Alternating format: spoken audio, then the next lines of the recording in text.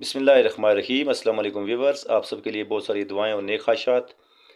Viewers, हमारा वीला का सिलसिला गुज़श्ता तकरीबन 10-12 दिन से इंटरप्शन का शिकार रहा और इसी जमूद को तोड़ते हुए आज आपके साथ में एक बहुत ही इंपॉर्टेंट टॉपिक के साथ हाज़िर हूँ। व्यूवर्स, मेरे हाथ में ग्लोब है और ग्लोब का टॉपिक बहुत ही इंपॉर्टेंट टॉपिक है और इससे रिलेटेड जो आज का नुक्ता मैं आपसे शेयर करने जा रहा हूँ वो ग्लोब को समझने में बहुत ही अहम या बहुत ही बेहतरीन मावन का किरदार अदा करता है।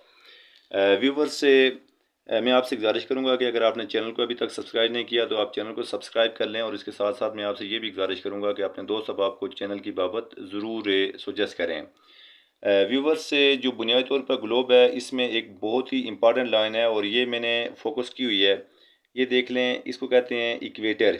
ये इक्वेटर या ख़त्ते इस्तिवा इसे हम कहते हैं और ये ग्लोब के अराउंड ग्लोब के अराउंड ज़मीन को दो बराबर हिस्सों में तकसीम करती है या इस ज़मीन का जो कुर्रा है इसको दो बराबर कुर्रों में तकसीम करती है या हेमिस्फीयर में।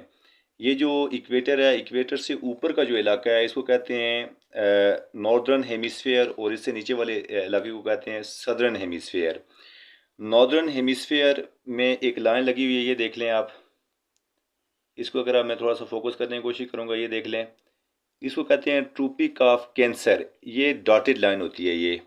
और ये जो हमारे पास इक्वेटर है, इक्वेटर से नीचे जितनी समझ लें कि आप ट्रोपिक ऑफ कैंसर जितनी डिग्री के ऊपर लगाया गया है इतनी डिग्री के ऊपर सदर्न हेमिस्फीयर की तरफ ट्रोपिक ऑफ कैप्रिकॉर्न को लगाया गया है और ये भी डॉटेड लाइन है। ये है ट्रोपिक ऑफ कैप्रिकॉर्न। ये जो ग्लोब है इसके अराउंड ये लाइन लगी हुई है।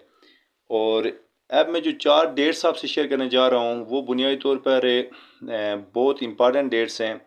एक आज की डेट 22 दिसंबर और इसके साथ साथ 21 मार्च, 21 जून और 22 सितंबर।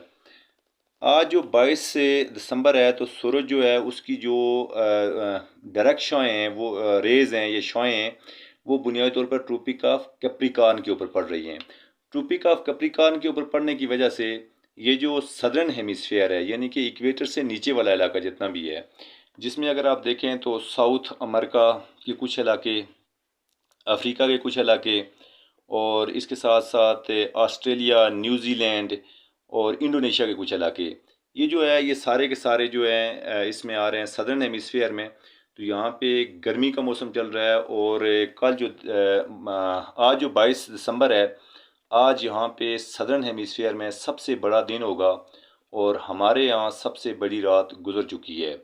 और अब ये 22 दिसंबर से सूरज वापस पलटना शुरू करेगा, ये नॉर्दर्न हेमिस्फीयर की तरफ पलटना शुरू करेगा और ये सूरज जब यहाँ पे पहुँचेगा इक्वेटर के ऊपर तो इस दिन डेट होगी 21 मार्च।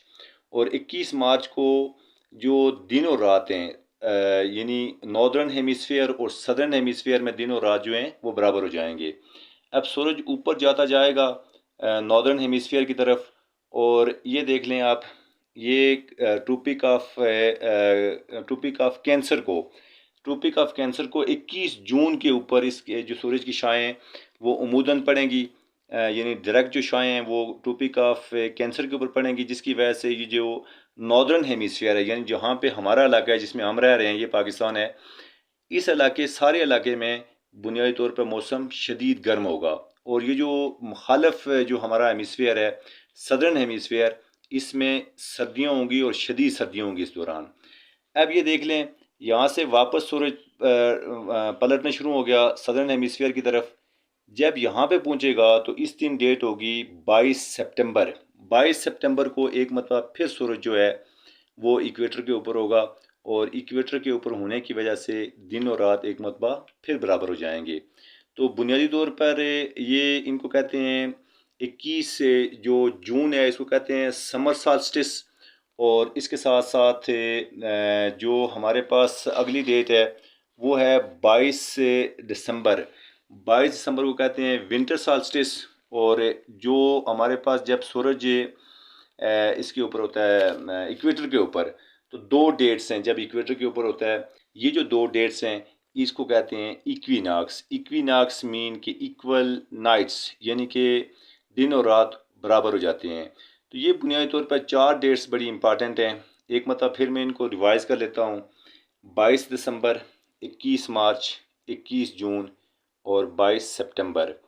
22 दिसंबर को सूरज जो होगा वो बुनियादी तौर पर कैप्रिकॉर्न के ऊपर, और यहाँ से चलता हुआ 21 मार्च को सूरज इक्वेटर के ऊपर, और यहाँ से चलता हुआ ये जब सूरज आएगा 21 जून को कैंसर के ऊपर, और फिर 22 सितंबर को सूरज वापस पलटेगा और ये फिर इसके ऊपर होगा इक्वेटर के ऊपर।